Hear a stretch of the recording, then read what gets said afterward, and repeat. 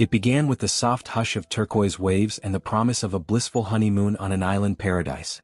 Yet, before the sun rose on March 7, 2009, the Coral Palms Resort in Nassau, Bahamas, became the stage for an unimaginable crime. Evelyn Mallister, a retired schoolteacher celebrating her new marriage, was discovered lying lifeless in a honeymoon suite drenched in chaos.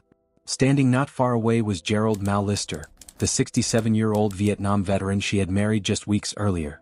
What dark secrets, hidden resentments, or desperate lies had led to this horrifying twist?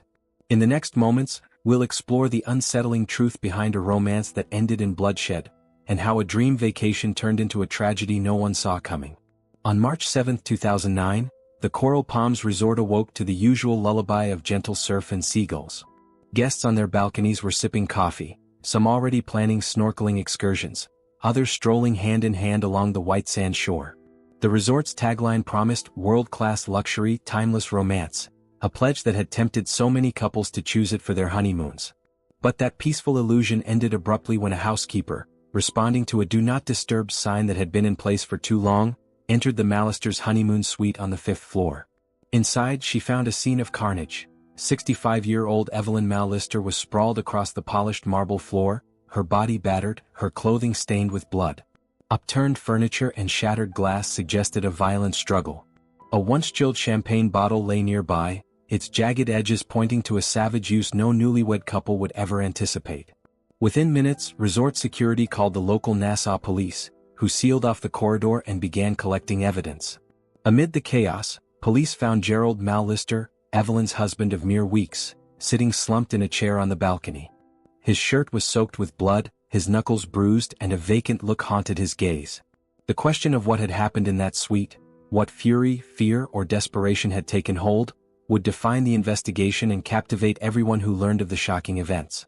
A flurry of forensics experts arrived, combing through the gory details: the broken glass, the footprints smeared in blood, the battered furniture. The housekeeping staff recalled how the suite had been pristine just days earlier when Evelyn and Gerald checked in.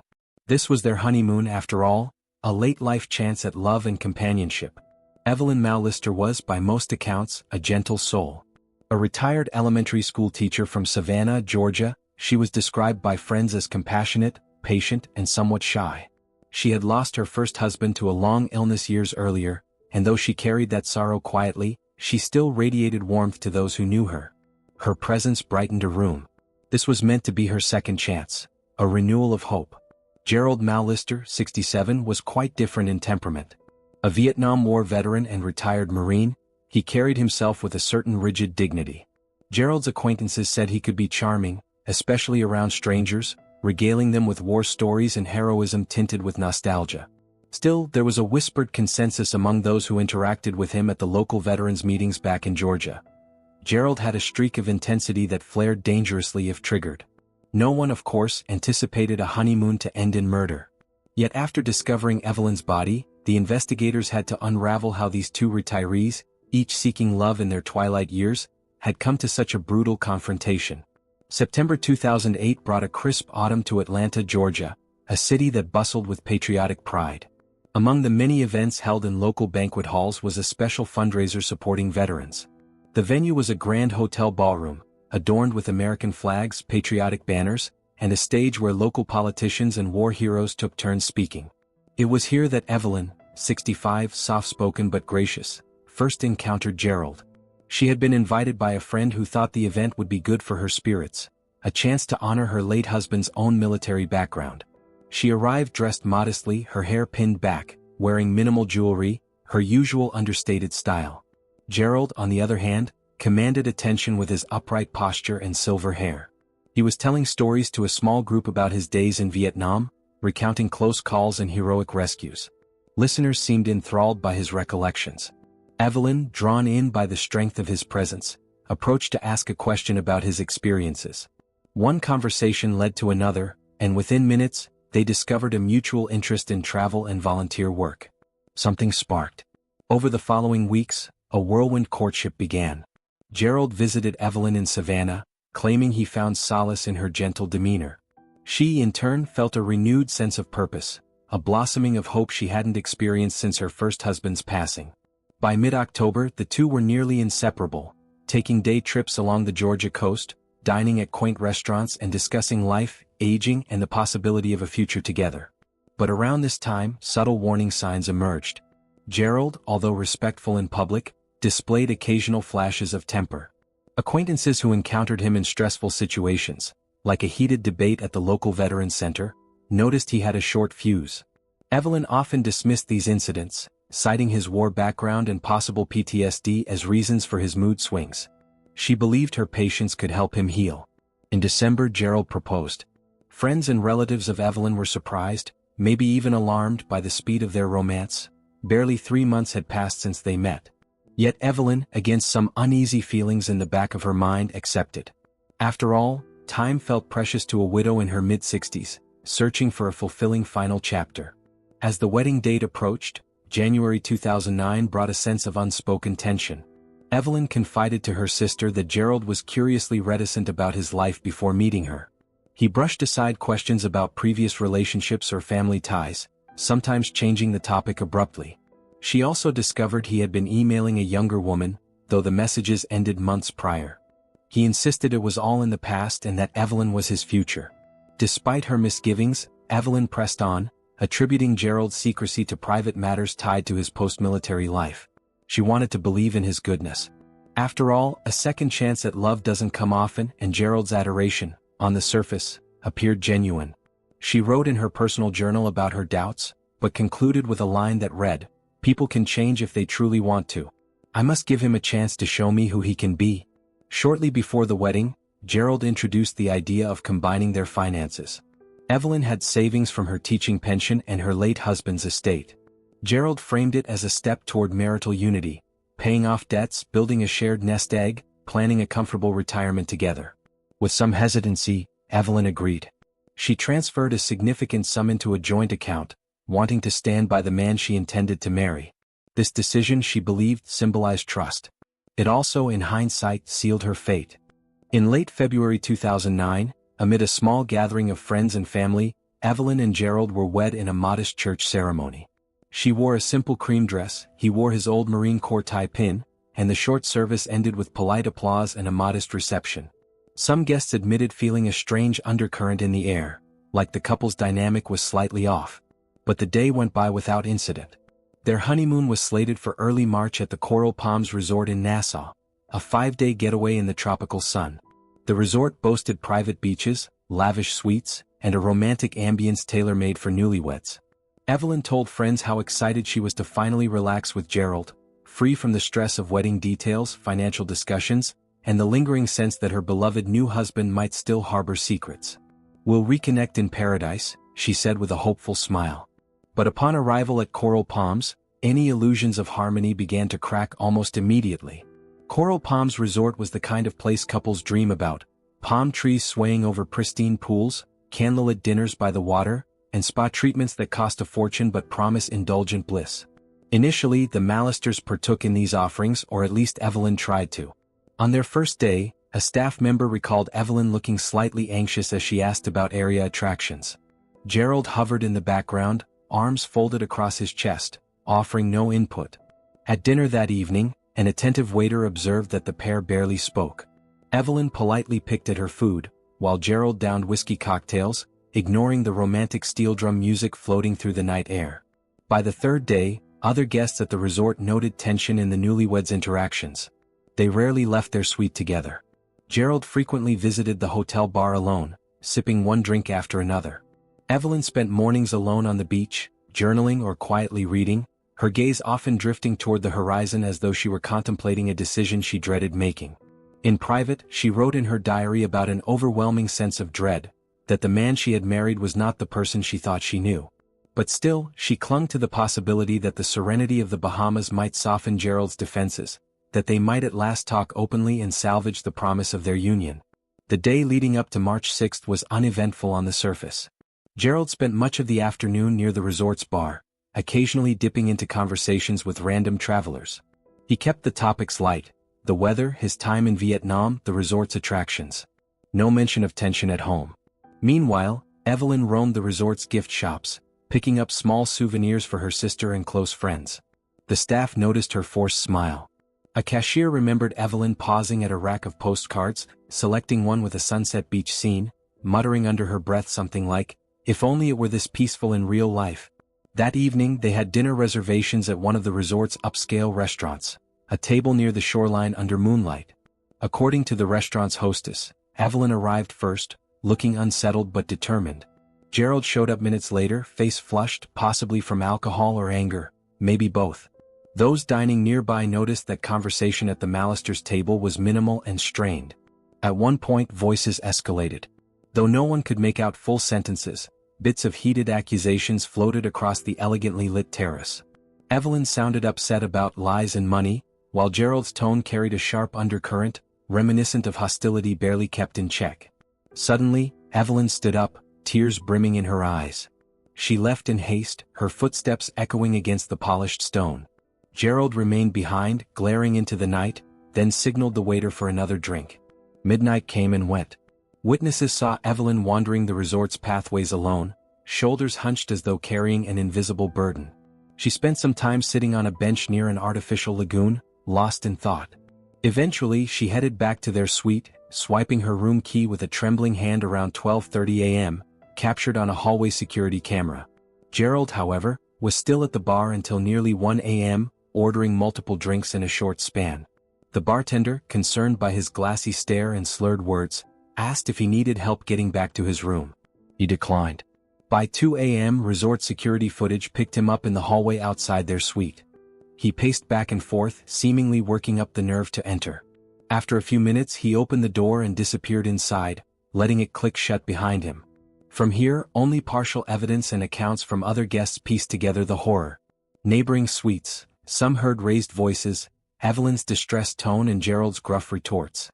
Around 2:30 a.m., a loud crash rocked the walls as if heavy furniture was slammed or toppled.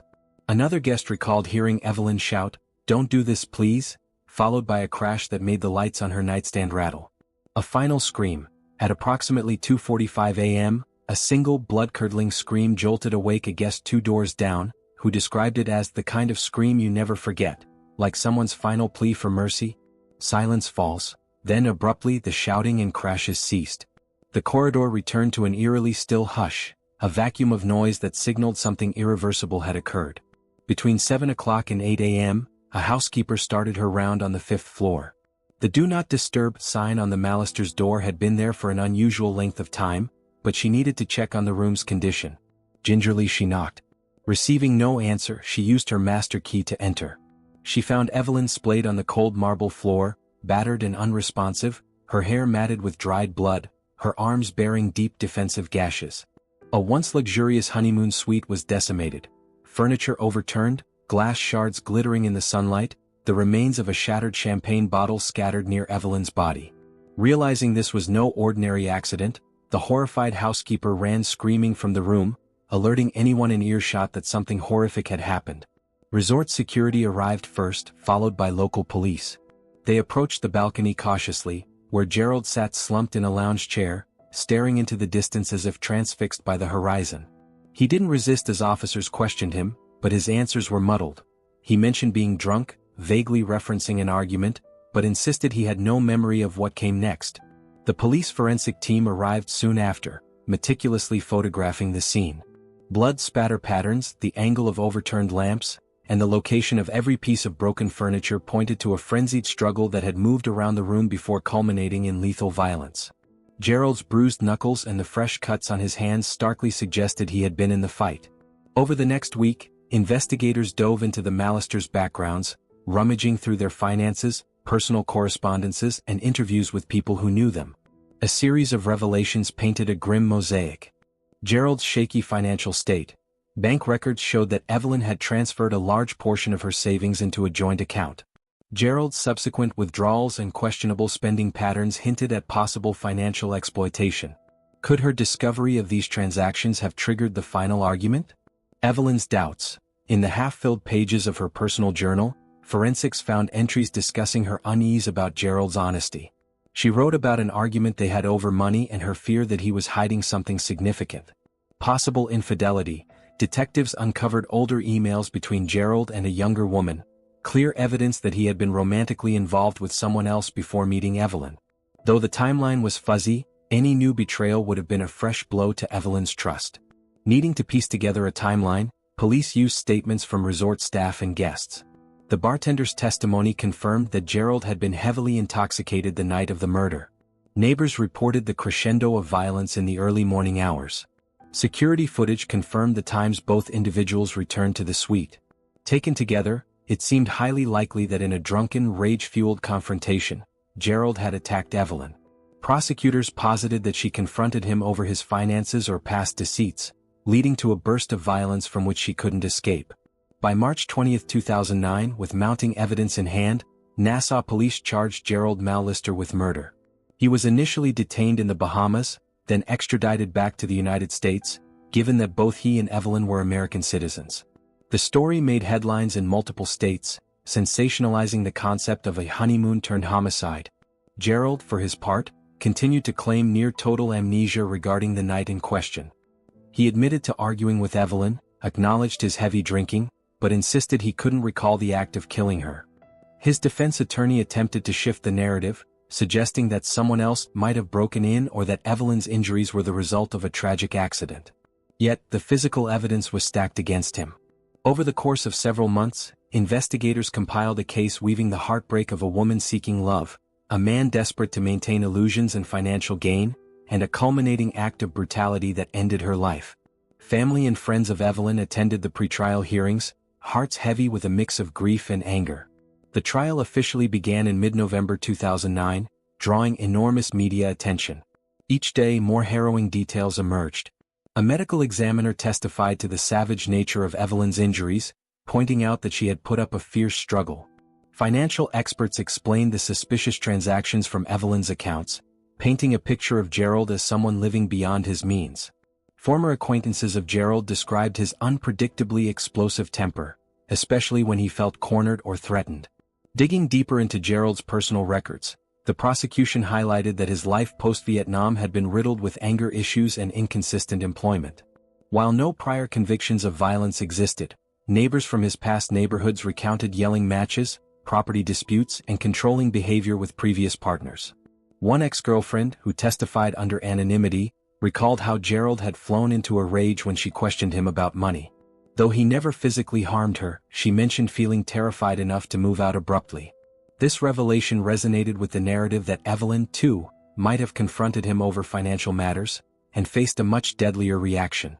Psychologists called upon by both the defense and the prosecution debated whether PTSD from his military service might explain such outbursts. The prosecution argued that while PTSD was serious, it did not absolve someone from premeditated or conscious wrongdoing, particularly when the victim was left with multiple defensive wounds, indicating a prolonged assault. The trial culminated on a December afternoon in 2009. The jury deliberated for days, re-examining the gruesome photos of the honeymoon suite, the testimonies of bartenders and neighbors, the tearful recollections of Evelyn's family. In the end, they found Gerald Mallister guilty of second-degree murder. The judge sentenced him to life in prison without the possibility of parole, determining that his actions were beyond the realm of leniency. A hush fell over the courtroom as the verdict was read. Some wept in relief, others in sorrow, for no legal outcome could erase the memory of Evelyn's final moments. Margaret, Evelyn's sister, left the courthouse clutching a small portrait of Evelyn that she had carried throughout the proceedings. Her tears, she said, were for the gentle teacher who deserved a loving retirement, not a violent death in a honeymoon suite. She hoped that by sharing Evelyn's story she might encourage others to heed red flags in relationships and demand honesty before it's too late. News outlets labeled the story, "Paradise Murder, a Honeymoon in Hell." Yet for those who knew Evelyn personally, the sensational headlines did her memory a disservice. She was more than just a crime statistic. She was a bright, caring figure who had spent decades shaping young minds and had yearned only for companionship in her golden years. Behind the sensationalism lay a cautionary tale about how quickly new romances can escalate, how trust can be manipulated, and how seemingly mild tensions can spiral into lethal violence if not addressed. The financial entanglements, the swirling rumors, the unspoken resentments, none of it might have seemed truly alarming in isolation, but combined they formed a lethal cocktail. Gerald's downfall served as a stark reminder that no amount of military honors or polished manners can excuse a man from accountability. The illusions he built, of being a war hero, a stable retiree, crumbled under the weight of legal scrutiny, revealing a manipulator prone to violent rages. Many who followed the case wondered if Evelyn might still be alive had she heeded her initial doubts. She had confided in close friends about suspicious gaps in Gerald's stories and about the uneasy feeling that overcame her when she learned of his email exchanges with another woman. Yet love, or the hope of love, can be a powerful motivator, compelling even the most sensible individuals to ignore warning signs. Financial experts who commented on the case pointed out that rushing to merge finances with a relatively new partner is a high-risk move, especially for retirees. Evelyn's caution was overshadowed by her desire to trust, to build a life with someone who she believed needed her. In the end, it seemed that her very empathy became her undoing.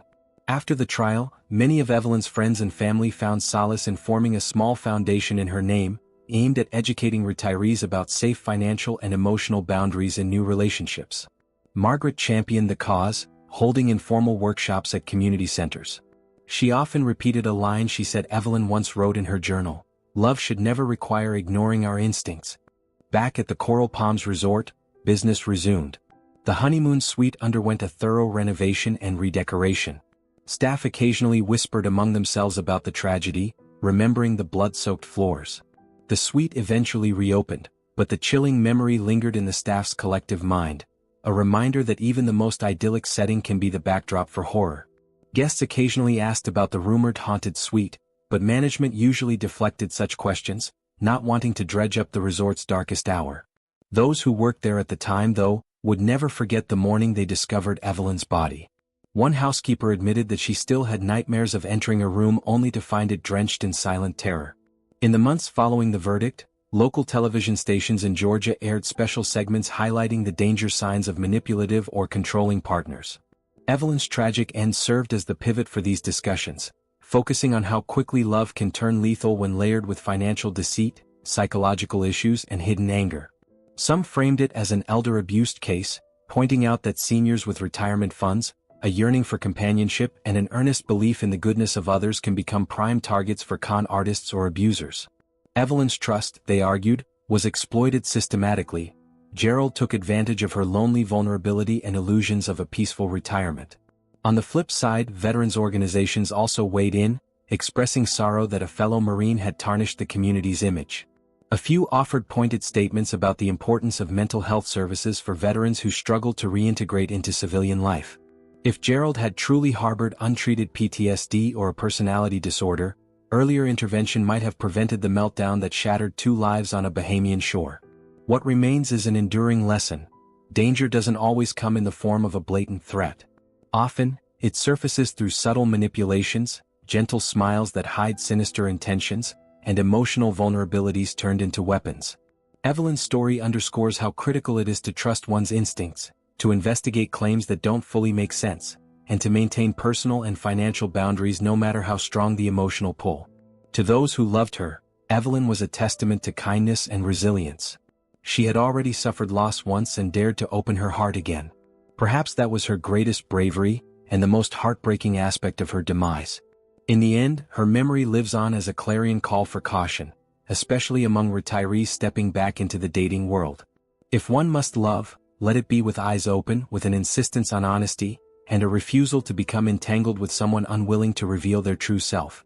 Her final days, overshadowed by betrayal, remain a devastating reminder of what can happen when illusions of paradise collide with hidden darkness. The Coral Palms Resort stands once again as a postcard-worthy destination. Turquoise water, palm trees, smiling couples. Yet the specter of what happened on March 7, 2009 can't be fully erased. In suite after suite, on balconies overlooking the sea, countless honeymooners come to celebrate their union, never suspecting that beyond those picturesque vistas, a cautionary tale once took shape. Gerald Mallister sits in prison, serving out a life sentence for murdering the woman who believed she was gifting him a fresh start and unconditional love. Evelyn Mallister rests in a Savannah cemetery, her name etched into a headstone that offers no hint of the violence she endured.